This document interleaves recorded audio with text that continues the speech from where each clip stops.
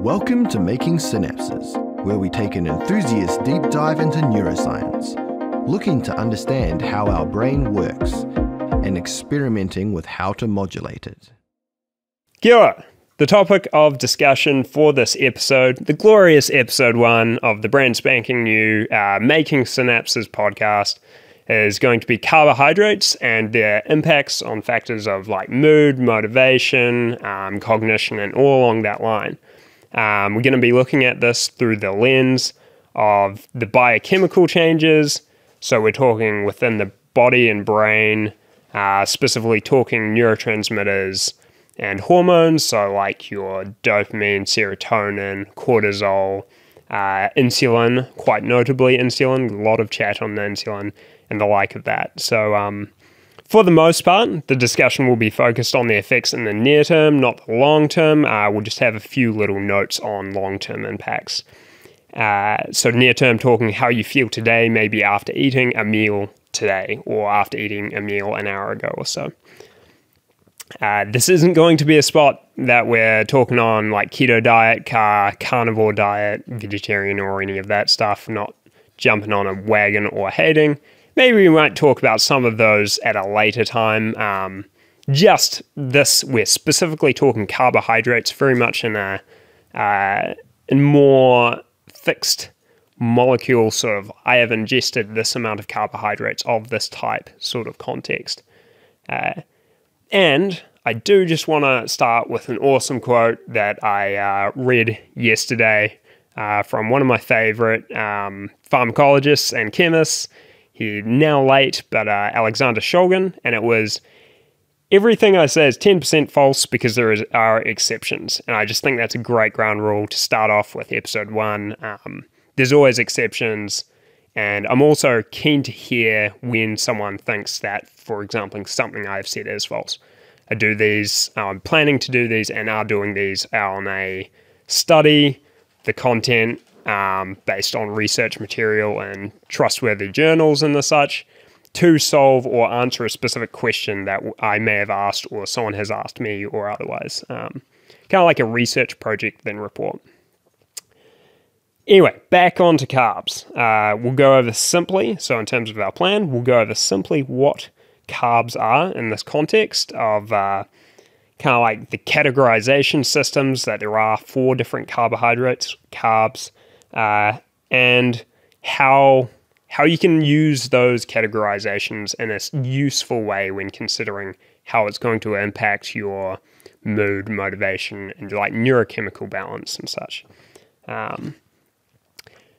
Then we'll talk on actually how your response and effects are, and round off with some ways you can maybe manage your response if you maybe had a not ideal meal. What are some ways that you can do to kind of mitigate the impact if you are still going for that focus, motivation, mood sort of effects? Final wrap up, be some take homes, some stuff that I do, and just kind of general pointing to some resources. So, with all that set up, let's dive in. First question that I think should be answered, what are carbohydrates? It's a standard thing, everyone's always talking about them, but actually what are they? The biomolecules made up of carbon, hydrogen, and oxygen. They're a vital macronutrient for humans and animals. We do definitely need them. You can't just not eat carbs. They're necessary for energy storage, but also all sorts of functions in your body, like cell functions, making cell structures, all sorts. So even if you're eating really low carb, you'll probably find you have carbs in there, or your body might be synthesizing some of its own carbs from other functions, from other foods, etc. It's also another word for the word saccharide. So you'll see in terms of chemical naming, you've got a whole bunch like monosaccharide, disaccharide, polysaccharide, oligsaccharide. All of those are just different names for different carbohydrate structures. And so it's just same. And you also have your commonly named groups, and this is where you might see in more food terms. So you've got sugars, starches, and also cellulose. which we'll get onto the role of cellulose later as it's an insoluble fiber. So kind of different, but still is useful to a degree. But how do these different carbs affect our biochemistry in regard to mental functions? So you've got our standard terms like commonly talked about simple sugars and complex carbohydrates. And that's often what's thrown around. That can be a good gauge on how your body will respond. So for example, the simple sugars is a term for your monosaccharides and your disaccharides. So they are one carbohydrate molecule sort of thing, or two kind of bound together. That means that they are much easier to digest, much faster to absorb, and you have generally a faster blood glucose spike and faster insulin spike in response. Probably to get this out of the way at the start, insulin is a hormone that your body secretes in response to detecting glucose or certain carbohydrates in your gut, in your blood, and also like all sorts of sensors around your body. The role of insulin is to help moderate your blood glucose level, so your blood sugars level, so that your brain and other body has a more consistent supply of fuel. Because your brain and body does want consistent supply. It doesn't want to be fluctuating up and down all day. So that's quite a key note just to get started. Insulin is here to help manage your blood glucose level. So in terms of simple sugars, the general rule of thumb is that they might cause they're faster absorbing, and so a faster insulin response, etc. The flip of that is that you might also have a harder time managing it, because anytime something's going fast, it's also it's more of a juggle to handle. So then you go on to what people might call complex carbs, or starches. Starches is the other word for complex carbs, and that's your oligosaccharides and polysaccharides, so 3 or 4 or more. That is essentially, you get a lot of those in like kumara and such like that. People like it because it's slower digesting and slower absorbing. Therefore, you have a more steady release of glucose in your bloodstream, and it allows for your insulin system to respond in a more consistent manner. So that's the ideal carb that often people will talk about when they're like trying to eat healthy or look after their body in the long run, because they view that steady insulin response as good for their long-term health. Everything has their moment though, and so we'll dive into that in a sec. Those terms are kind of useful and thrown around, but really when it gets into the specifics, each carbohydrate structure or how they are bound to other structures in foods is more specific, and it can be more unique to the time. So what a group of people, mainly dealing with the diabetes area, what they've come up with is 2 other ways of categorizing. So there's your glycemic index and glycemic load.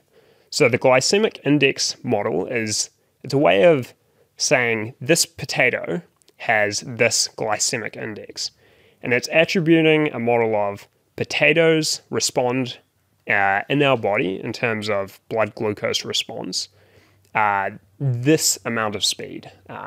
So here's a good example.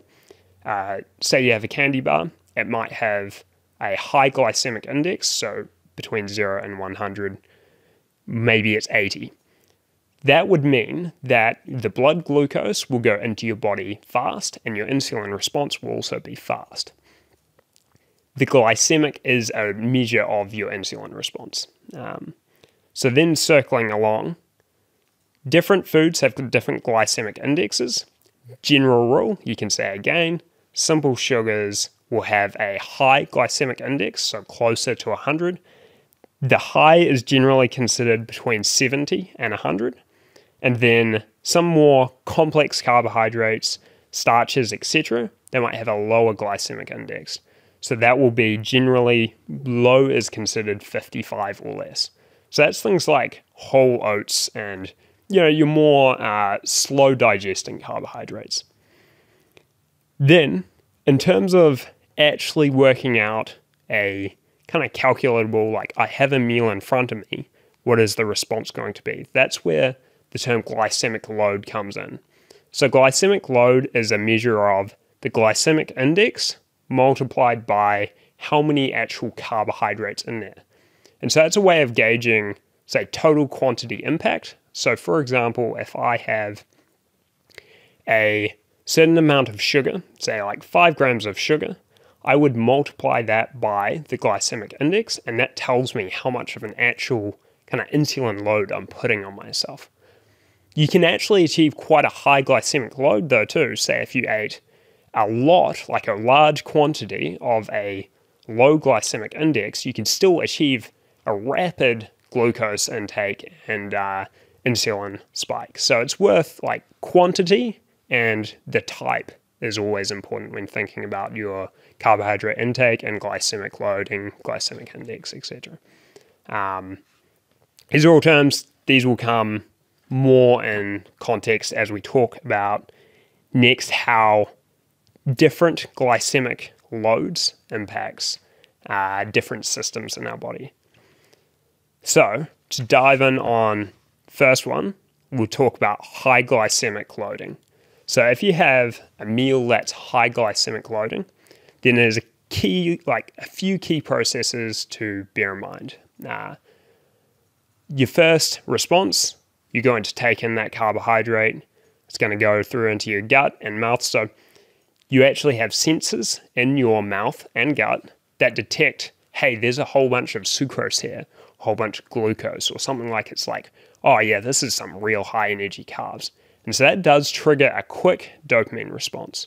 That quick dopamine response it's not going to be too valuable for long run focus or anything like that. This is a surge that is essentially reinforcing your motivation to eat more candy, more sugar, because your body likes easy fuel in terms of survival. We're kind of talking in terms of evolutionary sort of survival models. Your body is just programmed.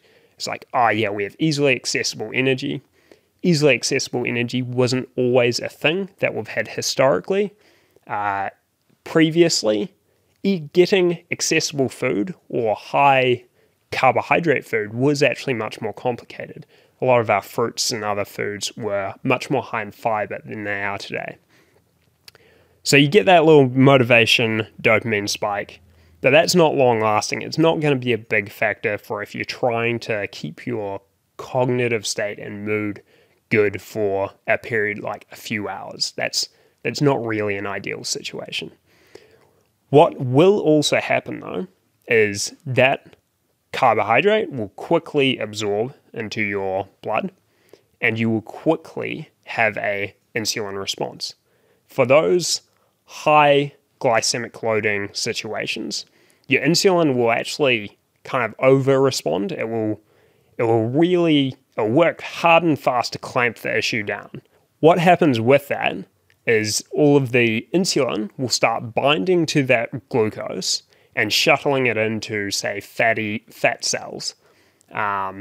Great if you are just looking to store energy. A lot of us aren't looking to store energy though. We're wanting to use it and stay consistent. What happens with that, you kind of get a spike curve, so glucose goes up high, insulin follows soon after.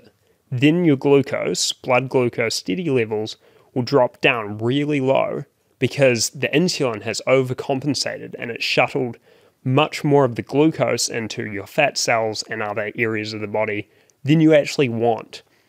That results in kind of a fluctuation of energy supply. So things like your brain, they don't like the fluctuation, as we talked about before. You want a nice consistent energy supply. So this is when you kind of go into what they call hyper and then hypoglycemia. So too much and too little glucose. This isn't ideal and it leads to a whole bunch of other sort of like associations. They don't know exact mechanisms on how all these come to these currently. But from reading around at the moment, like key notes is increased markers of inflammation. So that's response to damage and oxidative stress in your body.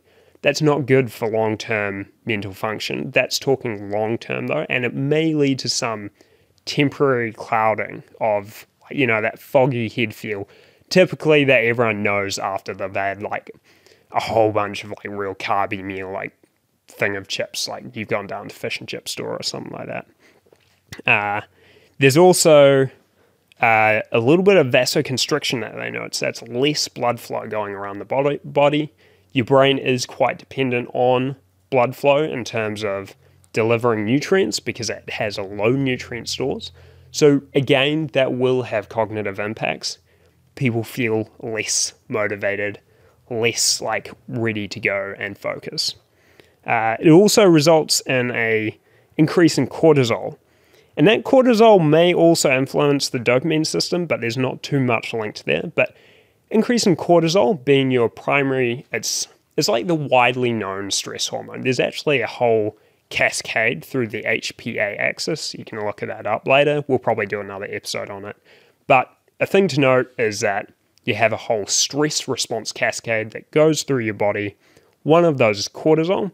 And that, depending on the situation, can help you perform. So like can help with increased heart rate and like ready to go body actions. But in too high amounts, it can lead to anxiety. It can also just lead to more clouding. So cortisol is something situationally we like. In this situation, you probably don't want a cortisol spike.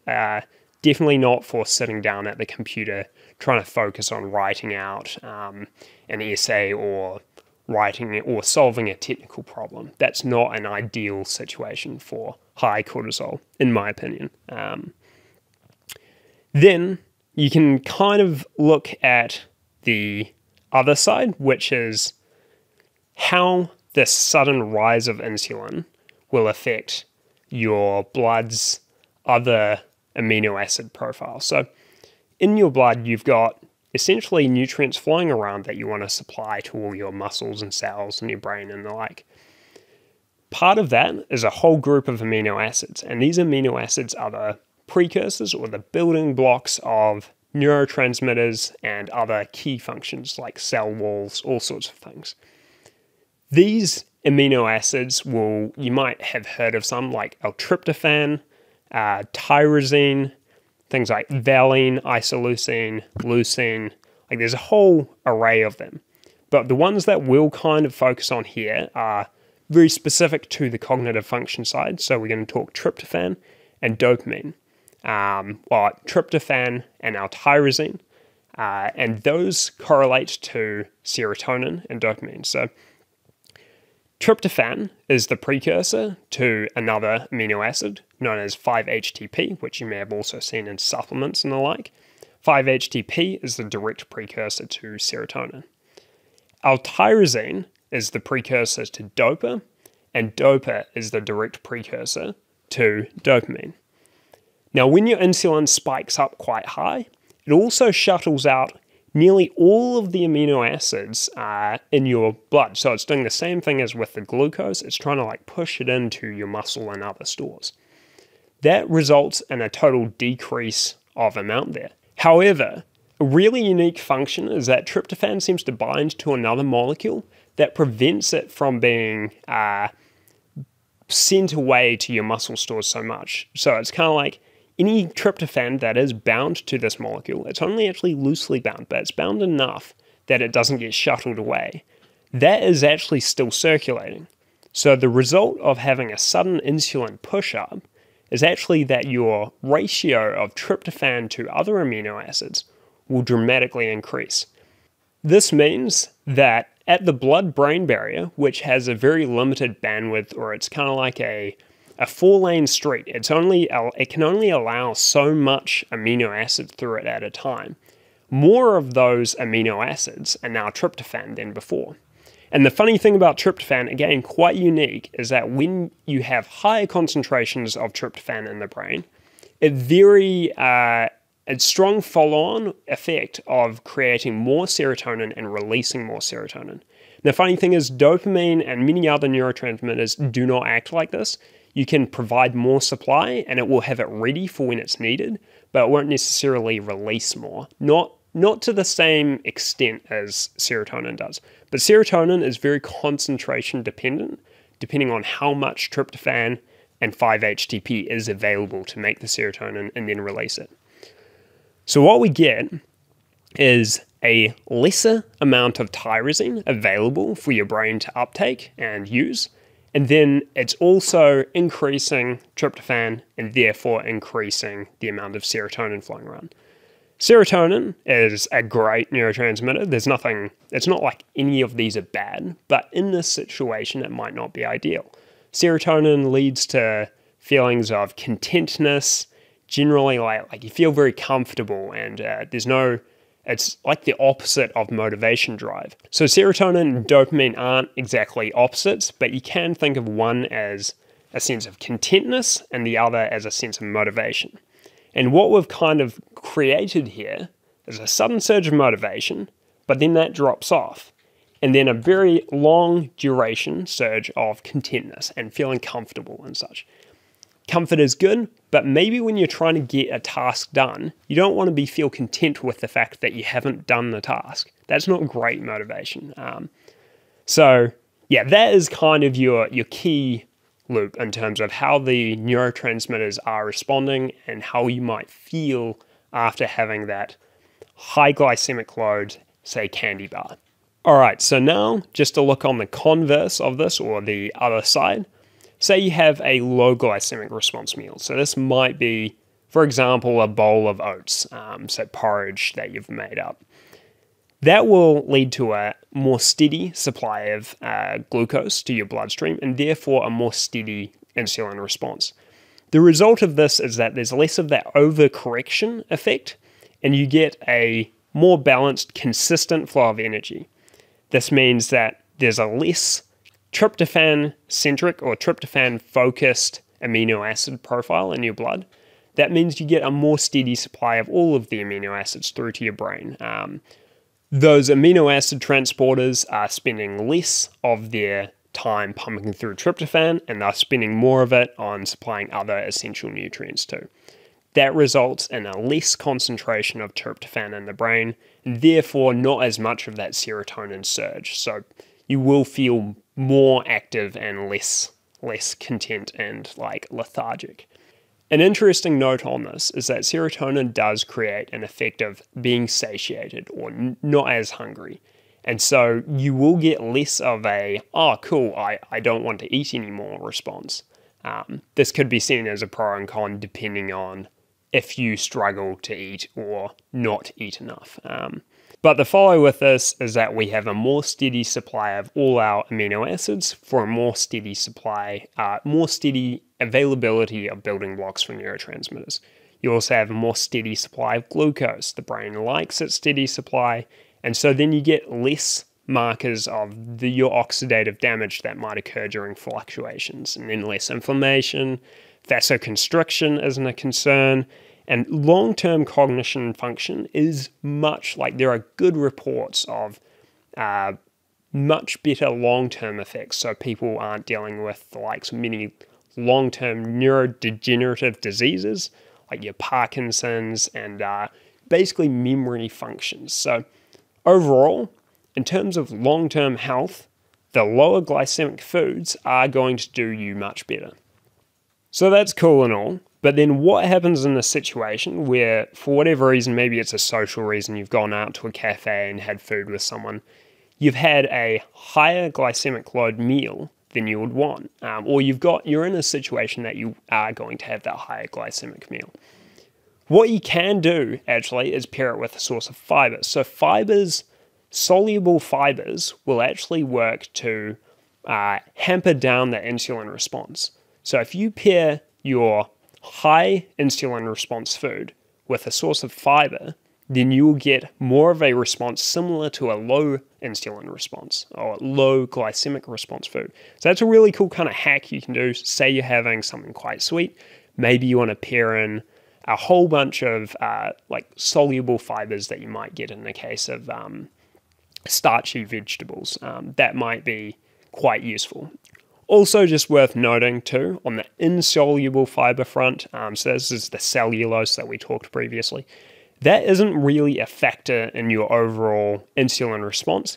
Those fibers, your plant cell walls, that's just kind of providing matter that's going through your gut. It is a valuable substrate for things like microbiome activities, so bacteria activities, but it's not a factor in terms of creating insulin response at all. It can actually slow down insulin again because it does slow down your glucose uptake. So it's a bit of a factor, but it's just a general slower down. It's not going to trigger insulin response by itself. Now, talking maybe a little bit more real life standard situation, just to bring up a great example, there's a 2012 article in Nature, which we'll link down below in the description so you can have a read of it yourself. It's publicly freely available. That actually does a comparison of cognitive performance measures on someone eating a high glycemic load meal as compared to someone eating a high glycemic load paired with the soluble fiber. So they're actually using a white bread, and then a comparison is the white bread paired with guar gum, which is a soluble fiber. So what happened with the just white bread case is that the person, as we would expect, their blood glucose spiked, then followed the blood insulin spiked, and then the overcorrection occurred where the blood glucose went down lower than ideal, and it was over-mitigated. When they measured them on the cognitive performance side, it did result in less function and just less focus. They've got a whole array of tests, and you can read through that on the article yourself. I don't need to regurgitate that. But the key takeaway is, overall, less cognitive performance.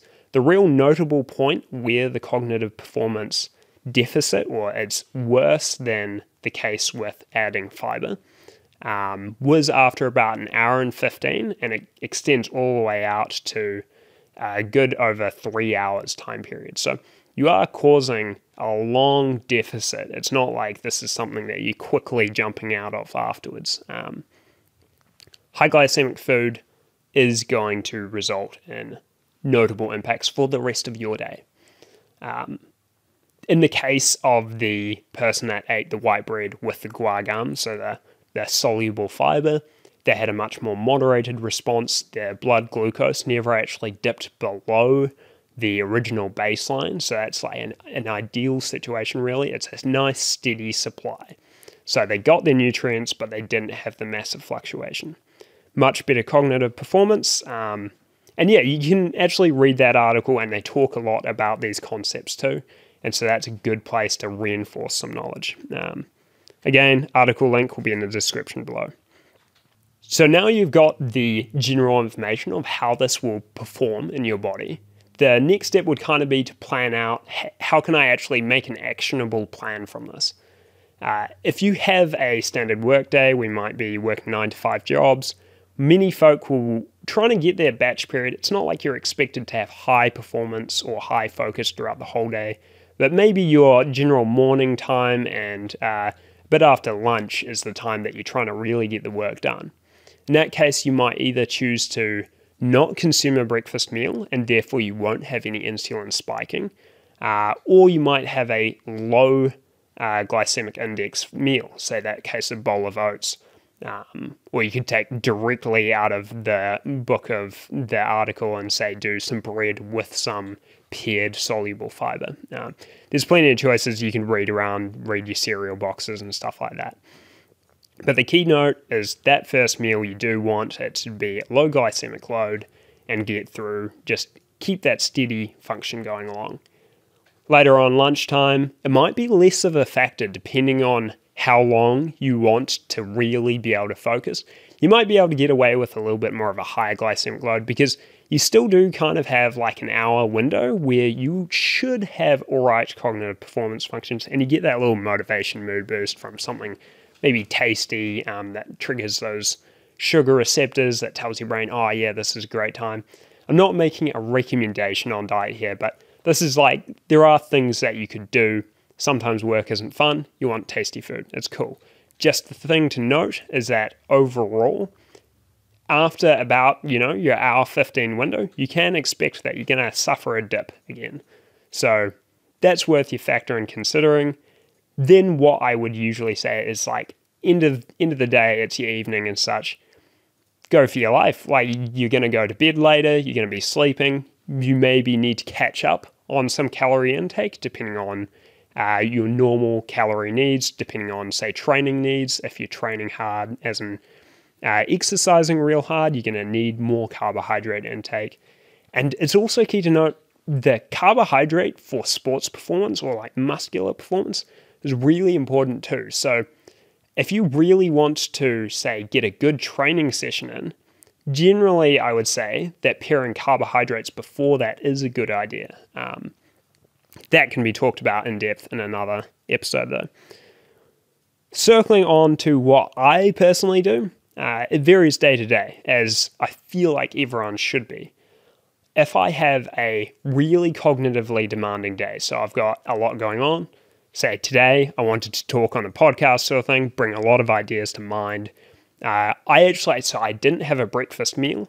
I've fasted the whole way until my important job is done.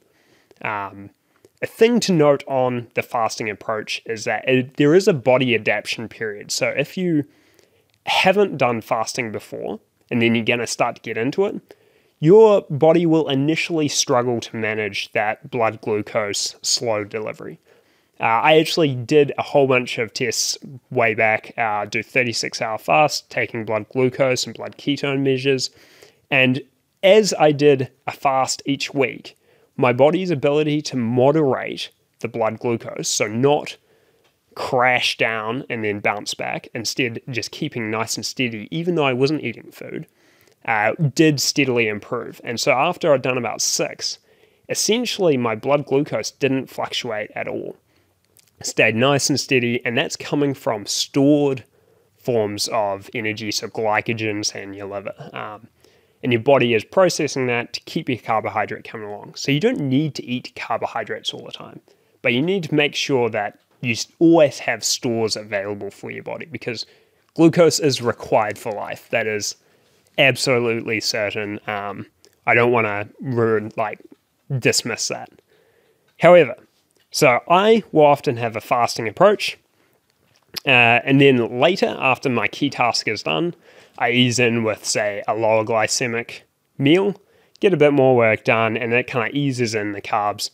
And generally in the evening, I've got to catch up on calories after that day. I'm a person that needs to eat quite a lot to maintain calories, otherwise I start to drop weight. So in the evenings, I'll go for it. I'll have a massive meal, heaps of carbs, and I'll probably get super sleepy, but then, I'm going to bed later anyway. That's cool. On a not so peak performance normal day, I might have a breakfast, just kind of depending on my training. So if I'm focusing on trying to get some good training in, which I'll often do in the kind of middle of the day or afternoon or so, then I will want some good carbohydrates in there, fueling it along nice. So that's when I might have, say, oats in the morning with protein and such, but it's really just a good carbohydrate source, but still one that is doing a nice steady delivery. So focusing on steady delivery or none at all in the mornings. Then again, evenings, stuff like that, I'm just focusing on total nutrient intake. Got to make sure that you're supplying your body with energy. So if you're going to hamper down your carbohydrates in the morning, I think it's good to up it in the evening. However, there are folk, keto diet, carnivore diet, all of those sort of things. There's different viewpoints, different ways to tackle the problem. This is just how I like to tackle the problem. The end result is I often have a low carb throughout the whole day, and then in the evenings I'll go high carb, and that's how my body seems to perform well. Helps me sleep a lot better too. If I go really low carb consistently, then sleep is compromised, and I believe that's to do with just serotonin not being released as much and various other things. Talk about that another time. Key takeaway, I think, is adjust to your lifestyle and your goals. Think about your training, think about how much you have to focus and when you want to focus. Think about overall life too, when you're social factors, you want to hang out with your family and friends and stuff. have some fun. You want to relax it sometimes. So overall, there shouldn't be one rule and you just follow that every day. Every day is different and has a different approach.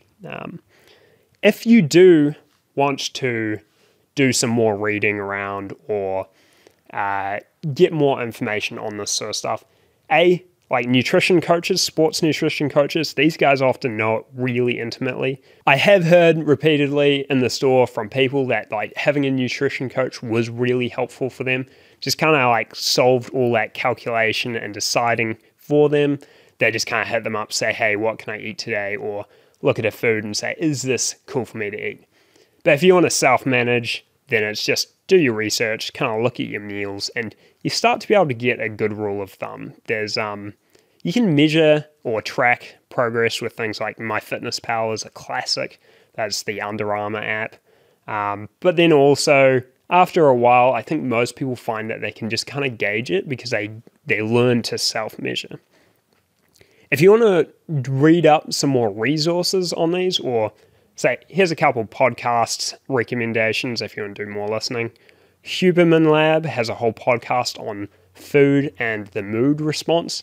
Key thing to note, only about 20 minutes or so of that is talking kind of carbohydrates and that whole insulin system. He kind of skims over it, but there's some good information there. The rest is more about supplements, not what I would consider food. There's also the HVMN podcast. They pronounce it human, but it's with a V instead of the U. Those guys, they're very into their keto and various manipulations of diet. They're right at the forefront of keto and carnivore diets. So they've actually got a lot of information and podcasts talking to various guests, a lot of people that are really specialized in their field, talking about cognitive function or sports performance with different diets. Also got a bunch of links down in the description, which will be like glycemic index reference guides. So there's an Australian university that has a website which have categorized a glycemic index on a whole bunch of different foods. There's also another one which has a free calculator which you can work out your glycemic load from a specific glycemic index meal. So you've got all the tools there, you can work it out yourself. And then a couple studies done in no notes, some that I've talked about, like that Nature article, the 2012 Nature article discussing bread, and then a couple others talking about carbohydrate response and long-term brain health and dementia sort of impacts of managing glucose poorly or managing it well. That's it for today. If you like the approach that we're going for, feedback's awesome. Gonna try and keep it like deep dive on technical mechanisms and then, you know, hopefully as today, give you some actionable outcomes or ways that I see it at the least. I think that's it. Hope you enjoyed first episode of Making Synapses.